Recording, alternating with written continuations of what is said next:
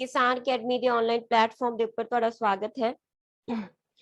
ਅੱਜ ਦੀ ਕਲਾਸ ਦੇ ਵਿੱਚ ਅਸੀਂ ਆਪਣੇ last theory class political and social conditions of Punjab before Guru Nanak Dev ji ਬਾਰੇ ਡਿਸਕਸ ਕਰਾਂਗੇ। ਤਾਂ ਮਤਲਬ ਗੁਰੂ ਨਾਨਕ ਦੇਵ ਜੀ ਤੋਂ ਪਹਿਲਾਂ ਸਮਾਜ ਦੀ ਤੇ ਸਾਡੀ ਜੋ ਰਾਜਨੀਤੀ ਸੀਗੀ ਪੰਜਾਬ ਦੀ, ਉਹਦੀਆਂ ਕੀ ਕੰਡੀਸ਼ਨਸ ਰਹੀਆਂ, ਕੀ ਹਾਲਾਤ ਸੀ, ਉਹਦੇ ਨਾਲ ਰਿਲੇਟਡ MCQ ਨੇ। ਇਹਦੇ ਬਾਰੇ ਆਲਰੇਡੀ ਤੁਹਾਡੀ ਥਿਊਰੀ ਕਲਾਸ ਹੋ ਚੁੱਕੀ ਹੈ ਬੈਚ ਦੇ ਵਿੱਚ। ਤਾਂ ਅੱਜ ਜੋ ਤੁਹਾਡੇ ਕੁਐਸਚਨ ਸੀ ਉਹਨਾਂ ਬਾਰੇ ਅਸੀਂ MCQ ਜੋ ਪ੍ਰੋਵਾਈਡ ਕੀਤੇ ਸੀ ਉਹਨਾਂ ਦੀ ਡਿਸਕਸ਼ਨ ਕਰਾਂਗੇ। ਠੀਕ ਹੈ ਜੀ। ਤਾਂ ਆਪਣੇ ਕੋਲ ਫਰਸਟ ਕੁਐਸਚਨ ਆ, ਦਿੱਲੀ ਦਾ ਪਹਿਲਾ ਲੋਧੀ ਸਮਰਾਟ ਕੌਣ ਸੀ? ਤਾਂ ਦਿੱਲੀ ਦੇ ਵਿੱਚ ਜਿਹੜੇ ਸਭ ਤੋਂ ਪਹਿਲੇ ਲੋਧੀ ਸਮਰਾਟ ਬਣੇ ਸੀ ਉਹ ਕੌਣ ਸੀਗੇ? ਬਹਿਲੋਲ ਖਾਂ ਲੋਧੀ। ਟਾਈਮ ਪੀਰੀਅਡ ਦੀ ਗੱਲ ਕਰੀਏ ਤਾਂ 1450 ਤੋਂ ਲੈ ਕੇ 1499 ਤੱਕ ਦਾ ਪੀਰੀਅਡ ਸੀਗਾ ਬਹਿਲੋਲ ਲੋਧੀ ਦਾ।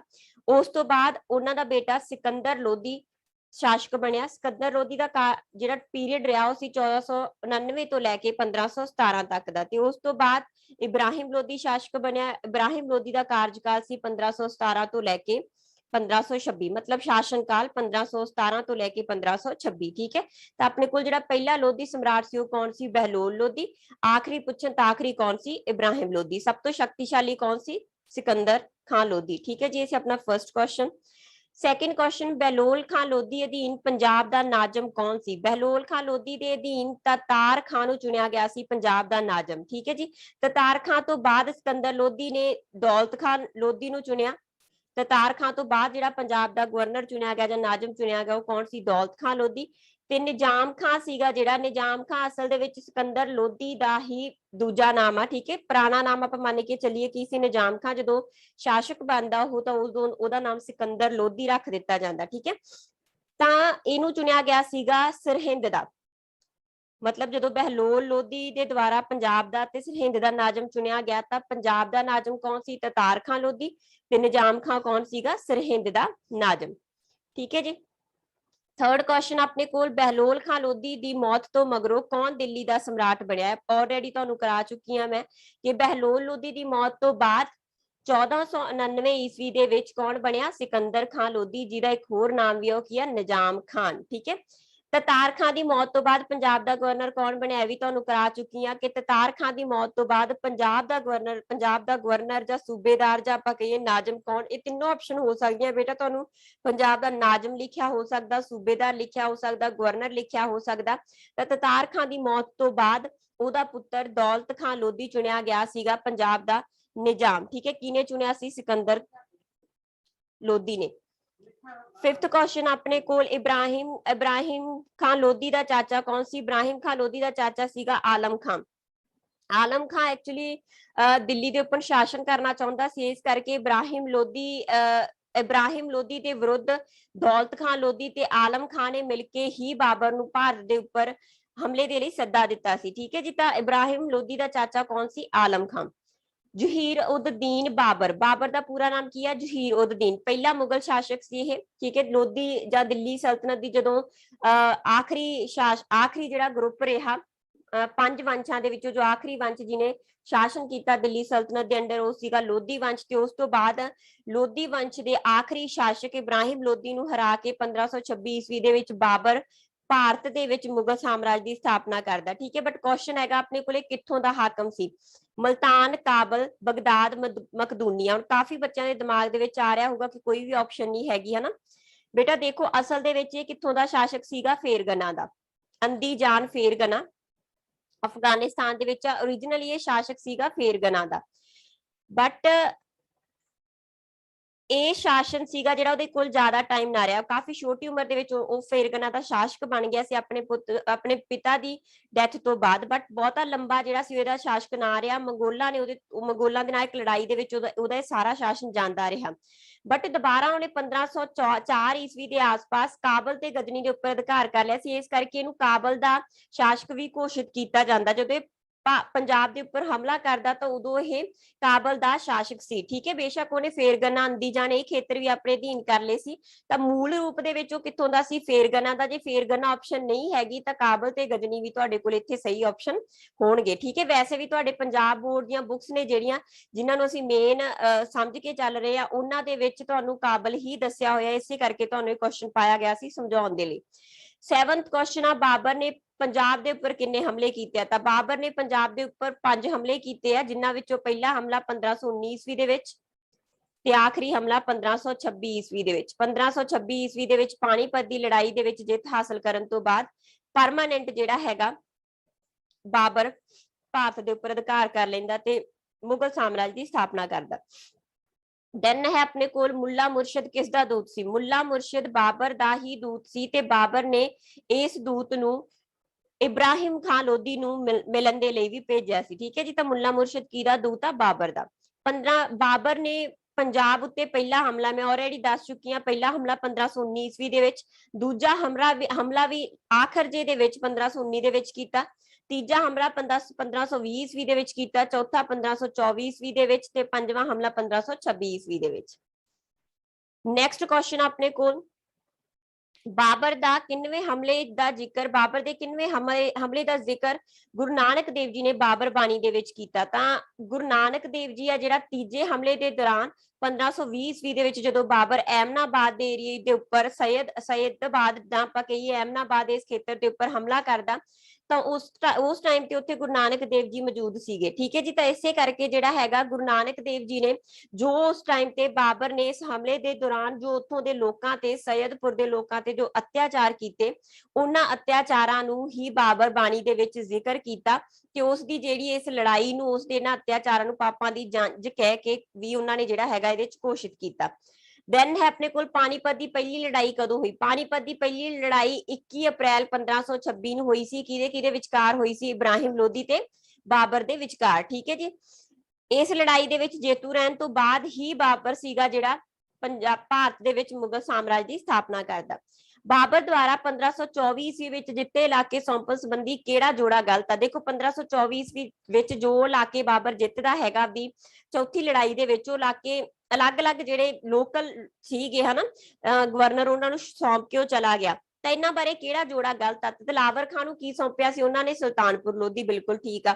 ਦੀਪਾਲਪੁਰ ਦਾ ਇਲਾਕਾ ਕਿਹਨੂੰ ਸੌਂਪਿਆ? ਆਲਮ ਖਾਨ ਨੂੰ, ਬਿਲਕੁਲ ਠੀਕ ਆ। ਲਾਹੌਰ ਕਿਹਨੂੰ ਸੌਂਪਿਆ? ਅਬਦੁਲ ਅਜੀਜ਼ ਨੂੰ, ਇਹ ਵੀ ਬਿਲਕੁਲ ਠੀਕ ਆ। ਦੌਲਤ ਖਾਨ ਲੋਧੀ ਦੇ ਨਾਲ ਵੈਸੇ ਉਹਨਾਂ ਦਾ ਚੌਥੀ ਲੜਾਈ ਤੋਂ ਬਾਅਦ ਵੈਸੇ ਹੀ ਸਪਲਿਟ ਹੋ ਗਿਆ ਸੀਗਾ। ਠੀਕ ਹੈ, ਇਸ ਕਰਕੇ ਜਿਹੜਾ ਦੌਲਤ ਖਾਨ ਨੂੰ ਕੋਈ ਵੀ ਇਲਾਕਾ ਇਹਨਾਂ ਦੇ ਵਿੱਚੋਂ ਨਹੀਂ ਸੀ ਸੌਂਪਿਆ ਗਿਆ। ਵੈਸੇ ਦੌਲਤ ਖਾਨ ਲੋਧੀ ਕੌਣ ਸੀਗਾ? पंजाब का सूबेदार। देन अपने को नेक्स्ट क्वेश्चन,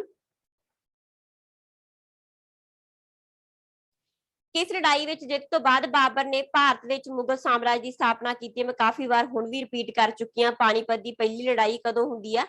1526 ईस्वी दे विच। इस जित दे विच लोधी वंश आखिरी लोधी शासक इब्राहिम लोधी नूं हरा के बाबर ਭਾਰਤ ਦੇ ਵਿੱਚ ਮੁਗਲ ਸਾਮਰਾਜ ਦੀ ਸਥਾਪਨਾ ਕਰਦਾ। ਠੀਕ ਹੈ, ਬਾਬਰ ਤੈਮੂਰੀਅਨ ਸ਼ਾਸਕਾਂ ਦੇ ਵਿੱਚੋਂ ਸੀ, ਕਿਉਂਕਿ ਇਹਦੇ ਜਿਹੜੇ ਅਨਚੈਸਟਰਸ ਮੰਨ ਕੇ ਚੱਲੀਏ ਤਾਂ ਇਸ ਤੋਂ ਪਹਿਲਾਂ ਤੈਮੂਰ ਹਮਲਾ ਕਰ ਚੁੱਕਾ ਸੀਗਾ, ਤਾਂ ਤੈਮੂਰ ਦੇ ਵੰਸ਼ਜ ਦੇ ਵਿੱਚੋਂ ਹੀ ਬਾਬਰ ਸੀਗਾ ਤੇ ਉਹ ਮੁਗਲ ਸਾਮਰਾਜ ਦੀ ਸਥਾਪਨਾ 1526 ਈਸਵੀ ਦੇ ਵਿੱਚ ਕਰਦਾ। ਪਾਣੀਪਤ ਦੀ ਦੂਜੀ ਲੜਾਈ ਹੋਈ ਆ 1556 ਈਸਵੀ ਦੇ ਵਿੱਚ ਅਕਬਰ ਤੇ ਹੇਮੂ ਦੇ ਵਿਚਕਾਰ, ਤੇ ਤੀਜਾ ਹਮਲਾ ਪੰਜਾਬ ਦੇ ਉੱਪਰ ਜਿਹੜਾ ਤੀਜਾ ਹਮਲਾ, ਇਹ ਬਾਬਰ ਦੇ ਤੀਜੇ ਹਮਲੇ ਦੀ ਗੱਲ ਕੀਤੀ ਗਈ ਆ। ਤੀਜਾ ਹਮਲਾ ਬਾਬਰ ਨੇ ਕਦੋਂ ਕੀਤਾ ਸੀ ਪੰਜਾਬ ਦੇ ਉੱਪਰ? 1520 ਈਸਵੀ ਦੇ ਵਿੱਚ, ਜਿਹਦਾ ਜ਼ਿਕਰ ਗੁਰੂ ਜੀ ਨੇ ਬਾਬਰ ਬਾਣੀ ਦੇ ਵਿੱਚ ਕੀਤਾ। ਮੁਸਲਿਮ ਧਾਰਮਿਕ ਵਰਗ ਦੇ ਨੇਤਾ ਕੌਣ ਸੀ? ਮੁਸਲਿਮ ਧਾਰਮਿਕ ਵਰਗ ਦੇ ਨੇਤਾ ਹੁੰਦੇ ਨੇ ਉਲਮਾ। ਸੈयद ਆਪਣੇ ਆਪ ਨੂੰ ਕਿਹਦੀ ਔਲਾਦ ਮੰਨਦੇ ਆ? ਤਾਂ ਸੈयद ਆਪਣੇ ਆਪ ਨੂੰ ਹਜ਼ਰਤ ਮੁਹੰਮਦ ਦੀ ਪੁੱਤਰੀ ਬੀਬੀ ਫਾਤਿਮਾ, ਠੀਕ ਹੈ, ਹਜ਼ਰਤ ਮੁਹੰਮਦ ਦੀ ਪੁੱਤਰੀ ਆ ਬੀਬੀ ਫਾਤਿਮਾ, ਉਹਦੀ ਔਲਾਦ ਸਵੀਕਾਰ ਕਰਦੇ ਆ। ਨੈਕਸਟ ਕੁਐਸਚਨ ਆਪਣੇ ਕੋਲ, ਸਿਪਾਹੀ, ਵਪਾਰੀ ਤੇ ਸਰਕਾਰੀ ਕਰਮਚਾਰੀ ਮੁਸਲਿਮ ਸਮਾਜ ਦੀ ਕਿਸ ਸ਼੍ਰੇਣੀ ਦੇ ਵਿੱਚ ਆਉਂਦੇ ਆ?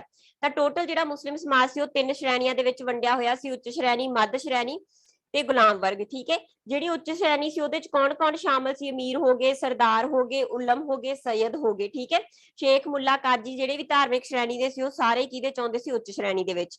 ਮੱਧ ਵਰਗ ਦੇ ਵਿੱਚ ਆਉਂਦੇ ਸੀ ਸਰਕਾਰੀ ਕਰਮਚਾਰੀ, ਸਿਪਾਹੀ, ਕਿਸਾਨ, ਵਪਾਰੀ। ਠੀਕ ਹੈ, ਤਾਂ ਆਪਣੇ ਕੋਲ ਕੀ ਆ ਗਿਆ ਇੱਥੇ ਆਨਸਰ? ਮੱਧ ਵਰਗ। ਤੇ ਗੁਲਾਮ ਦੇ ਵਰਗ ਦੇ ਵਿੱਚ ਆਉਂਦੇ ਸੀਗੇ ਜਿਹੜੇ ਦਾਸ ਸੀਗੇ, ਜਿਵੇਂ ਕਾਮੇ ਹੋ ਗਏ, ਘੁਮਿਆਰ ਹੋ ਗਏ, ਜੁਲਾਏ ਹੋ ਗਏ, ਠੀਕ ਹੈ, ਜਾਂ ਖੁਸਰੇ ਹੋ ਗਏ, ਸਾਰੇ ਕਿਹਦੇ ਚ ਆਉਂਦੇ ਸੀਗੇ? ਗੁਲਾਮ ਵਰਗ ਦੇ ਵਿੱਚ। ਠੀਕ ਹੈ ਜੀ, ਨੈਕਸਟ ਕੁਐਸਚਨ ਆਪਣੇ ਕੋਲ, ਜਜ਼ੀਆ ਕਰ ਕਿੰਨਾ ਤੋਂ ਵਸੂਲਿਆ ਜਾਂਦਾ ਸੀ? ਤਾਂ ਜਜ਼ੀਆ ਕਰ ਸੀ ਜਿਹੜਾ ਹਿੰਦੂਆਂ ਤੋਂ ਵਸੂਲਿਆ ਜਾਂਦਾ ਸੀ। ਜਿਹੜੇ ਨੌਨ ਮੁਸਲਿਮ ਰਹਿੰਦੇ ਹੁੰਦੇ ਸੀ ਸਮਾਜ ਦੇ ਵਿੱਚ ਤਾਂ ਉਹਨਾਂ ਜਿਹੜਾ ਸੀ ਜਜ਼ੀਆ ਕਰ ਉਹ ਉਹਨਾਂ ਨੂੰ ਪੇ ਕਰਨਾ ਪੈਂਦਾ ਸੀ, ਜਿਹੜੇ ਨੌਨ ਮੁਸਲਿਮ ਹੁੰਦੇ ਸੀ, ਮਤਲਬ ਜੋ ਹਿੰਦੂ ਹੁੰਦੇ ਸੀ। ਠੀਕ ਹੈ, ਤਾਂ ਹਿੰਦੂਆਂ ਦੇ ਉੱਪਰ ਸੀਗਾ ਜਿਹੜਾ ਕਿਹੜਾ ਲੱਗਦਾ ਹੁੰਦਾ ਸੀ ਕਰ? ਜਜ਼ੀਆ ਕਰ। ਹਿੰਦੂ ਸਮਾਜ ਵਿੱਚ ਸਭ ਤੋਂ ਵੱਧ ਸਨਮਾਨਿਤ ਵਰਗ ਕਿਹੜਾ ਸੀ? ਹਿੰਦੂ ਸਮਾਜ ਟੋਟਲ 4 ਵਰਗਾਂ ਦੇ ਵਿੱਚ ਵੰਡਿਆ ਹੋਇਆ ਸੀ, ਬ੍ਰਾਹਮਣ, ਕਸ਼ਤਰੀ, ਵੈਸ਼ ਤੇ ਸ਼ੂਦਰ। ਸਭ ਤੋਂ ਜ਼ਿਆਦਾ ਉੱਚਾ ਅਹੁਦਾ ਇਹਦੇ ਵਿੱਚ ਕਿਹੜਾ ਸੀ? ਬ੍ਰਾਹਮਣ। ਤੇ ਸਭ ਤੋਂ ਨੀਵਾਂ ਅਹੁਦਾ ਕਿਹੜਾ ਸੀਗਾ? ਸਭ ਤੋਂ ਨੀਵਾਂ ਵਰਗ ਕਿਹੜਾ ਸੀ? ਸ਼ੂਦਰ। ਠੀਕ ਹੈ, ਤਾਂ ਜਿਹੜੇ ਬ੍ਰਾਹਮਣ ਸੀਗੇ ਉਹ ਕਿਹੜੇ ਬ੍ਰਾਹਮਣ ਜਿਹੜੇ ਕਿ ਉਸ ਟਾਈਮ ਤੇ ਸਿੱਖਿਆ ਪ੍ਰਦਾਨ ਕਰਦੇ ਸੀਗੇ। ਠੀਕ ਹੈ, ਖੱਤਰੀ ਉਸ ਟਾਈਮ ਤੇ ਜਿਹੜੇ ਰਾਜਸ਼ਾਹੀ ਵੰਸ਼ਾਂ ਦੇ ਵਿੱਚੋਂ ਆਉਂਦੇ ਸੀਗੇ। ਵੈਸ਼ ਸੀਗੇ ਜਿਹੜੇ ਉਹ ਕਿਸਾਨ ਹੋ ਗਏ, ਵਪਾਰੀ ਹੋ ਗਏ, ਸਾਰੇ ਵੈਸ਼ ਦੇ ਵਿੱਚ ਆਉਂਦੇ ਸੀਗੇ। ਤੇ ਸ਼ੂਦਰ ਸੀ ਜਿਹੜੇ ਉਹ ਗੁਲਾਮ ਜਾਂ ਜਿਹੜੀਆਂ ਲੋਅਰ ਕਾਸਟ ਮੰਨੀਆਂ ਜਾਂਦੀਆਂ ਸੀ ਉਹਨਾਂ ਦੇ ਵਿੱਚ ਮੰਨੇ ਜਾਂਦੇ ਸੀ। ਠੀਕ ਹੈ ਜੀ, ਤਾਂ ਸਭ ਤੋਂ ਜਿਹੜੀ ਮਾੜੀ ਕੰਡੀਸ਼ਨ ਸੀ ਸਮਾਜ ਦੇ ਵਿੱਚ ਉਹ ਸ਼ੂਦਰ ਵਰਗ ਦੀ ਸੀ। 19ਵਾਂ ਕੁਐਸਚਨ ਆਪਣੇ ਕੋਲ, ਹਿੰਦੂ ਸਮਾਜ ਵਿੱਚ ਕਿਸ ਵਰਗ ਨੂੰ ਮੰਦਿਰਾਂ ਵਿੱਚ ਜਾਣ ਦੀ ਆਗਿਆ ਨਹੀਂ ਸੀ? ਤਾਂ ਉਸ ਟਾਈਮ ਤੇ ਸ਼ੂਦਰ ਵਰਗ ਨੂੰ ਜਿਹੜਾ ਸੀ ਜਾਣ ਦੀ ਆਗਿਆ ਨਹੀਂ ਸੀਗੀ, ਉਹਨਾਂ ਨੂੰ ਸਮਾਜ ਤੋਂ ਬਾਹਰ ਹੀ ਰੱਖਿਆ ਜਾਂਦਾ ਸੀ। ਠੀਕ ਹੈ ਜੀ, 20 ਕੁਐਸਚਨ ਆਪਣੇ ਕੋਲ, ਗੁਰੂ ਨਾਨਕ ਦੇਵ ਜੀ ਤੋਂ ਪਹਿਲਾਂ ਸਮਾਜ ਵਿੱਚ ਔਰਤਾਂ ਦੀ ਦਸ਼ਾ, ਹਿੰਦੂ ਸਮਾਜ ਦੇ ਵਿੱਚ ਵੀ ਤੇ ਮੁਸਲਿਮ ਸਮਾਜ ਦੇ ਵਿੱਚ ਵੀ, ਦੋਨਾਂ ਦੇ ਵਿੱਚ ਹੀ ਔਰਤਾਂ ਦੀ ਕੰਡੀਸ਼ਨ ਉਸ ਟਾਈਮ ਤੇ ਬਹੁਤ ਜ਼ਿਆਦਾ ਮਾੜੀ ਸੀ। ਉਹਨਾਂ ਨੂੰ ਪੜ੍ਹਨਾ ਅਲਾਉ ਨਹੀਂ ਸੀ, ਪਰਦਾ ਪ੍ਰਥਾ ਸੀ, ਹੋਰ ਬਹੁਤ ਸਾਰੀਆਂ ਪ੍ਰਥਾਵਾਂ ਔਰਤਾਂ ਨੂੰ ਲੈ ਕੇ ਸਮਾਜ ਦੇ ਵਿੱਚ ਚੱਲ ਰਹੀਆਂ ਸੀ। ਪਾਣੀਪਤ ਦੀ ਲੜਾਈ ਵਿੱਚ ਕਿਸ ਦੀ ਹਾਰ ਹੋਈ? ਪਾਣੀਪਤ ਦੀ ਪਹਿਲੀ ਲੜਾਈ, ਠੀਕ ਹੈ, ਪਹਿਲੀ ਲੜਾਈ ਦੇ ਵਿੱਚ ਕਿਸ ਦੀ ਹਾਰ ਹੋਈ ਹੈ ਜੀ? ਇਬਰਾਹਿਮ ਲੋਧੀ ਦੀ। ਲੜਾਈ ਕਿੰਨਾ ਵਿਚਕਾਰ ਹੋਈ ਸੀ? ਬਾਬਰ ਤੇ ਇਬਰਾਹਿਮ ਲੋਧੀ ਦੇ ਵਿਚਕਾਰ। ਕਦੋਂ ਹੋਈ? 21 ਅਪ੍ਰੈਲ 1526 ਈਸਵੀ ਦੇ ਵਿੱਚ। ਇਸ 'ਚ ਇਬਰਾਹਿਮ ਲੋਧੀ ਦੀ ਹਾਰ ਹੋ ਜਾਂਦੀ ਹੈ ਤੇ ਦਿੱਲੀ ਦੇ ਵਿੱਚ ਦਿੱਲੀ ਸਲਤਨਤ ਦਾ ਜਿਹੜਾ ਸ਼ਾਸਨ ਹੈ ਉਹ ਖਤਮ ਹੋ ਜਾਂਦਾ ਤੇ ਬਾਬਰ ਦੀ ਜਿੱਤ ਦੇ ਨਾਲ ਹੀ ਮੁਗਲ ਸਾਮਰਾਜ ਦੀ ਸਥਾਪਨਾ ਹੋ ਜਾਂਦੀ ਹੈ। 22nd ਕੁਐਸਚਨ ਆਪਣੇ ਕੋਲ, ਕਿੱਥੇ ਹੋਏ ਕਤਲੇਆਮ ਨੂੰ ਗੁਰੂ ਨਾਨਕ ਦੇਵ ਜੀ ਨੇ ਪਾਪਾਂ ਦੀ ਜੰਜ ਕਿਹਾ? ਤਾਂ ਸੈਯਦਪੁਰ ਦੇ ਵਿੱਚ ਹੋਏ ਕਤਲੇਆਮ ਨੂੰ ਕੀ ਆਖਿਆ ਗਿਆ ਗੁਰੂ ਨਾਨਕ ਦੇਵ ਜੀ ਦੇ ਦੁਆਰਾ? ਪਾਪਾਂ ਦੀ ਜੰਜ। ਤਾਂ ਸੈਯਦਪੁਰ ਦੇ ਵਿੱਚ ਜੋ ਹਮਲਾ ਕੀਤਾ ਸੀ 1520 ਈਸਵੀ ਦੇ ਵਿੱਚ ਬਾਬਰ ਨੇ, ਉੱਥੇ ਜੋ ਉੱਥੋਂ ਦੇ ਲੋਕਾਂ ਤੇ ਅਤਿਆਚਾਰ ਕੀਤੇ ਉਸੇ ਨੂੰ ਹੀ ਗੁਰੂ ਜੀ ਨੇ ਕੀ ਆਖਿਆ? ਪਾਪਾਂ ਦੀ ਜੰਜ। ਤੇ ਦਾ ਜ਼ਿਕਰ ਕਿਹਦੇ ਚ ਕੀਤਾ ਹੋਇਆ? ਬਾਬਰ ਬਾਣੀ ਦੇ ਵਿੱਚ। ਗੁਰੂ ਨਾਨਕ ਦੇਵ ਜੀ ਦਾ ਜਨਮ ਕਦੋਂ ਹੋਇਆ? ਗੁਰੂ ਨਾਨਕ ਦੇਵ ਜੀ ਦਾ ਜਨਮ ਹੁੰਦਾ 1469 ਈਸਵੀ ਦੇ ਵਿੱਚ ਤੇ ਜੋਤੀ ਜੋਤ ਕਦੋਂ ਸਮਾਉਂਦੇ ਨੇ? 1539 ਈਸਵੀ ਦੇ ਵਿੱਚ। ਤਾਂ ਜਨਮ ਕਦੋਂ ਹੋਇਆ? 1469 ਈਸਵੀ ਦੇ ਵਿੱਚ। ਅਸੀਂ ਜੋ ਕੰਡੀਸ਼ਨ ਕਰ ਰਹੇ ਹਾਂ ਉਹ 1469 ਤੋਂ ਪਹਿਲਾਂ ਦੀਆਂ ਕੰਡੀਸ਼ਨਸ ਨੇ। ਐਮਨਾਬਾਦ ਕਿਸ ਸ਼ਹਿਰ ਦਾ ਨਾਮ ਹੈ? ਤਾਂ ਐਮਨਾਬਾਦ ਸੈਯਦਪੁਰ ਦਾ ਹੀ ਨਾਮ ਆ। ਠੀਕ ਹੈ, ਸੈਯਦਪੁਰ ਨੂੰ ਐਮਨਾਬਾਦ ਵੀ ਕਿਹਾ ਜਾਂਦਾ, ਸੈਯਦਪੁਰ ਵੀ ਕਿਹਾ ਜਾਂਦਾ। ਠੀਕ ਹੈ ਜੀ, ਇਸ ਤੋਂ ਬਾਅਦ ਜੇ ਆਪਾਂ ਭੇਰਾ ਦੀ ਗੱਲ ਕਰਦੇ ਆ ਤਾਂ ਭੇਰਾ ਜਿਹੜਾ ਇਲਾਕਾ ਸੀ, ਪਹਿਲਾਂ ਬਜੌਰ ਆ ਜਿਹੜਾ ਉਹ ਜਦੋਂ ਬਾਬਰ ਪਹਿਲਾ ਹਮਲਾ ਕਰਦਾ ਤਾਂ ਉਹਦੇ ਚ ਜਿੱਤ ਹਾਸਲ ਕਰਦਾ, ਨਾਲ ਹੀ ਪਹਿਲੇ ਹਮਲੇ ਦੇ ਵਿੱਚ ਭੇਰਾ ਦੇ ਉੱਪਰ ਵੀ ਅਧਿਕਾਰ ਕਰਦਾ। ਤਾਂ ਬੇਰਾ ਤੇ ਬਜੌਰ ਇਲਾਕੇ ਸੀ ਜਿਹੜੇ ਇਹ ਬਾਬਰ ਨੇ ਆਪਣੇ ਪਹਿਲੇ ਹਮਲੇ ਦੇ ਦੌਰਾਨ 1519 ਈਸਵੀ ਦੇ ਵਿੱਚ ਆਪਣੇ ਅਧਿਕਾਰ ਦੇ ਵਿੱਚ ਕਰ ਲਏ ਸੀ। ਬਟ ਜਦੋਂ ਵਾਪਸ ਜਾਂਦਾ ਤਾਂ ਫਿਰ ਇਹ ਜਿਹੜੇ ਇਲਾਕੇ ਆ ਉਹ ਲੋਕਾਂ ਦੇ ਦੁਆਰਾ ਆਜ਼ਾਦ ਕਰ ਲਏ ਜਾਂਦੇ ਆ। 25ਵਾਂ ਕੁਐਸਚਨ, ਇਬਰਾਹਿਮ ਲੋਧੀ ਦੇ ਵਿਰੁੱਧ ਕੌਣ ਕੌਣ ਸੀ? ਬਾਬਰ, ਬਿਲਕੁਲ ਸਹੀ ਆ ਨਾ, ਦੌਲਤ ਖਾਂ ਲੋਧੀ ਤੇ ਆਲਮ ਖਾਂ, ਇਹ ਸਾਰੇ ਹੀ। ਠੀਕ ਹੈ, ਇਨਫੈਕਟ ਦੌਲਤ ਖਾਂ ਲੋਧੀ ਤੇ ਆਲਮ ਖਾਂ ਲੋਧੀ ਨੇ ਹੀ ਆਲਮ ਖਾਂ ਨੇ ਹੀ ਜਿਹੜਾ ਸੀ ਬਾਬਰ ਨੂੰ ਸੱਦਾ ਦਿੱਤਾ ਸੀਗਾ ਇਬਰਾਹਿਮ ਲੋਧੀ ਦੇ ਵਿਰੁੱਧ। ਠੀਕ ਹੈ ਜੀ, ਤਾਂ ਇਹ ਸੀ ਸਾਡੇ ਅੱਜ ਦੇ MCQ। ਨੈਕਸਟ ਕਲਾਸ ਦੇ ਵਿੱਚ ਤੁਹਾਡਾ ਜੋ ਨੈਕਸਟ ਟੌਪਿਕ ਹੋਊਗਾ ਉਹਨੂੰ ਲੈ ਕੇ ਮਿਲਾਂਗੇ।